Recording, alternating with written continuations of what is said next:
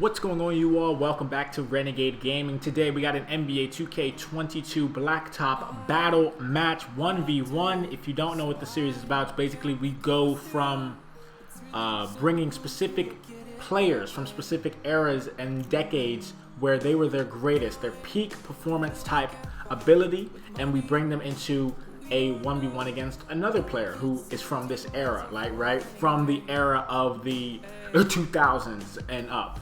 So today we got a good one. Shout out to Isaiah for this one. Isaiah, I listen to my viewers, okay? I listen to them, but for this one we got Shaquille O'Neal, Lakers Shaquille O'Neal versus, yes, Hakeem the Dream Olajuwon, the Houston Rockets legend, the MVP for the Rockets when Michael Jordan was out on his hiatus and everything like that. But yeah, we basically do this by going to the all-time teams, okay? How this works is we look for their highest rated card, right?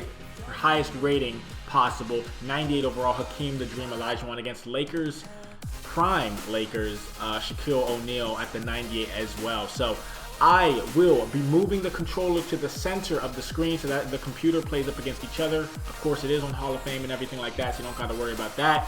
But yeah, let's jump straight into it. I hope that it's a good match. We're going up to 11 points because obviously we could play a game of 21, but that would be about a 25-minute video. So I am going to get it started. Let's see what we can do.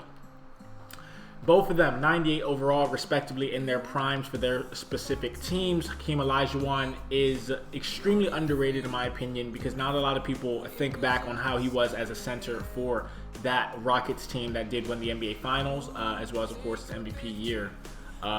As we do, actually, yes, as we do, we are going to go to the center just like this and let them play it out. Okay, so live sort of gameplay right here. Very happy about that. Live commentary as well. And I just wanted to see like what you guys think of my live commentary, or would you rather have a post commentary where I react to, as you see Hakeem get the nice little block right there against Shaq. But one thing you're definitely going to see in this matchup is a lot of blocks, okay? A lot of blocks. Shaq is in the white jersey, Hakeem is in the black jersey. Shaq is up with the silver scoreline right next to my webcam basically. So let me move that out the way for you guys. Blocked by Shaq once again as well. So what I'm going to do is I'm going to move my webcam for you guys as we still have the match going on in the background and make sure that we are not blocking the scoreline. There we go. Perfect. Into the bottom right left corner of your screen now. But yeah, Shaq is one of those players who was the most dominant big man of this era, period. And close second would be Dwight Howard. Dwight Howard in his prime for the Orlando Magic was right next to him. And who knows, maybe in the future we will do prime Dwight Howard against prime Shaquille O'Neal as he gets a crazy block against Hakeem Olajuwon. But yeah, you know, it's one of these series where I thoroughly enjoy this series because it shows you, okay, who would win, right? Who would win in their prime? Obviously, we can't bring Michael Jordan down from today, you know, who I think he's actually in his 60s now, I think. Bring him from today to now, you know what I mean? Like, he can't play LeBron at the age of 60 right now, you know? So it's very much fantasy. It's a fantasy land in the respective of understanding that, hey, although they couldn't practically play in their prime, in their era against each other, they can play in the video game. And that's why I love NBA 2K22 and NBA 2K in general, because it gives you the opportunity to see these legends go at it, right? When in real life they weren't able to because they were in different eras, they were in different generations, you know? So I'm thoroughly excited to see what we can do going forward with this match, as well as of course the future matches to come. I was also taking a break from it, you know, just to see if anyone was curious about what happened to the series. It's still going on. It's just I need suggestions, okay? So if you have a suggestion of players you want to see battle it out, obviously 1v1s, 2v2s, 3v3s, 4v4s, and 5v5s, let me know and I will definitely be doing that for the next video, you know? It's trying to find like the perfect balance with the channel, right? Obviously, we do got the FIFA stuff that's going on right now with Ultimate Team and the player career, which is not over, of course, but it's also in the works at this moment in time. You know what I mean? So, but as of wow, Shaq just hit his flame. He hit his on fire ability, right? His takeover, and then Hakeem dropped. like when you think of Shaq though, man, his pure force, right? Blocking shots, like driving to the hole, like it's almost impossible to defend against him. But I mean, who better in the sense of body type and form than Hakeem Olajuwon, man? Absolute legend of the game. But yeah, Shaq right now is winning 3-1, as you guys see in the bottom right hand corner of the screen. But yeah, man, hey, Shaq is one of those players where it's almost impossible, and I mean impossible, to score on him in the paint. Just because of his body type, his body size, and of course his ability to, you know, stretch his arms out and jump, and just his athleticism and quick feet. You know what I mean? He's always staying in front of his man, at least in this match from what we've seen, and he's contesting the shot almost every single time. And there's nothing Hakeem can really do unless he, you know, tries to fake him out, I feel like. But yeah, man, Shaq played for a whole bunch of teams. Played for the Lakers, played for the Magic. He played for the Phoenix Suns for a little bit, Cleveland Cavaliers, Miami Heat, and so on and so forth. As well as I think there was a stint in Boston as well, I believe, if you want to correct me if I'm wrong about that. But he played for a lot of teams at the end of his career, basically, when squads and teams wanted to have a veteran big man like him in the paint. So yeah, from what I've seen with Hakeem, I believe he only played for the Rockets. Now again, I'm not looking any of this up. I'm going off of knowledge, you know what I mean? My own knowledge of these icons of the game, these Hall of Famers. I mean, at the end of the day, they're both Hall of Famers. Right now, Shaq is running away with it. I mean, both of them are the same rating, but you can tell that Shaq is able to position himself in such a way where it's almost impossible for Hakeem to do much of anything, you know?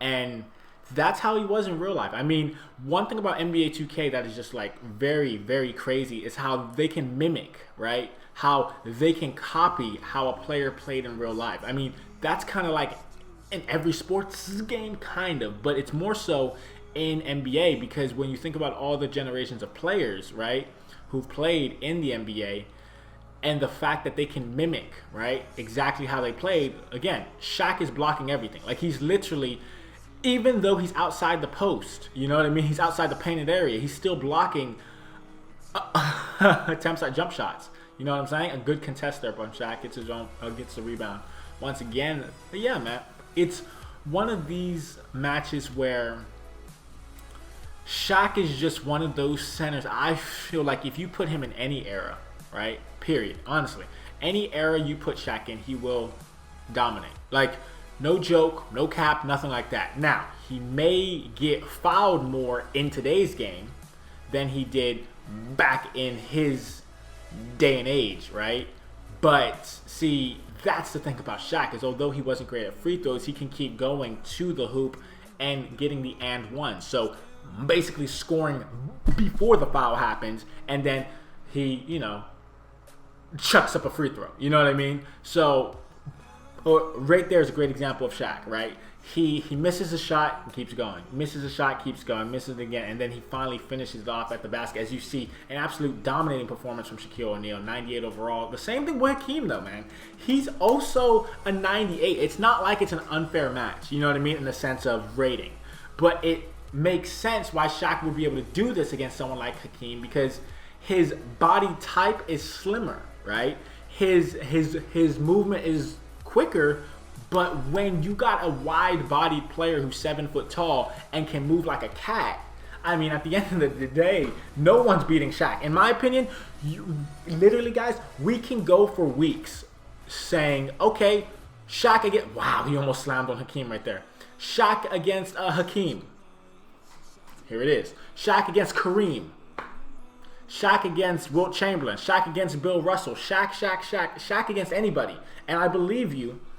And I believe, I should say, that Shaq would literally beat them. Like, Shaq is one of those players. He's just so dominant that it's almost impossible to find a mirror match for him. Now, obviously, there are things we can do, right? Match Shaq up against Heat Shaq, which, again, wouldn't be fair. Match, he just snatched out the air. Good Lord, man. It's 8-1 right now against Hakeem Olajuwon. This is ridiculous right now. Like, we can put Shaq up against any big man in any era, and I believe he would beat them. Like, that's how dominant he was in his prime, and that's how dominant he is in the game. I mean, at the end of the day, they basically mirrored what he was able to do in real life. Like, everything he's doing right now is Shaq. It's prime Shaq. Great defense, great positioning, great rebounding, great dunks, great ability to just back you down like a little child. Like, he's able to do everything. As you see Hakeem, though, he gets a little block right there. It's going to be tough for Hakeem to get back in this game. Honestly speaking, he's struggling because he's not used to playing up against someone like a Shaq. You know what I mean? I believe in his day and age, I think they may have played, but when you think about a 5v5, it's easier to kind of shadow a specific player than play them 1v1. And as you see right here, it's 9-1. Shaq is that dominant. I kid you not. Literally, guys, in the comment section down below, you let me know who you think can beat Shaq in his prime. Like, any player across any era, I will find them. I will find them from the all-time team and put them up against Shaq. I promise you right now, I'm predicting this. I'm predicting that Shaq will not lose against any center in any era. It's 10-1, game point, just so you guys know. But yeah, I predict right now that if you put Shaq up against anybody, he would win. And when I'm saying this, I'm saying any center, right? Any center in any era, he will win. Just because of how great he is in his ability to have that quick movement, but also have that strong play on the defensive side. And blocked by Hakeem right there, great athleticism there. But yeah, it's a thrashing right now. Like, Shaq is that guy. You know what I mean? He is that dominant. You know what I mean? So, hey, let me know in the comment section down below who you think Shaq would lose against in a 1v1 match up to 11 points. Center position preferably, because, I mean, if you put him up against anybody else in any other position, it wouldn't really make sense, I feel like. But as at center, he may be the best of all time. At center, strictly center position. Not the greatest player of all time or anything like that. At the center position, he may be the greatest because of how he's able to just shadow you. You know what I mean? He doesn't even have to move really, except back up to the rim, because he knows you're going to the rim. You know what I mean? He will meet you there. So he's just that good, man.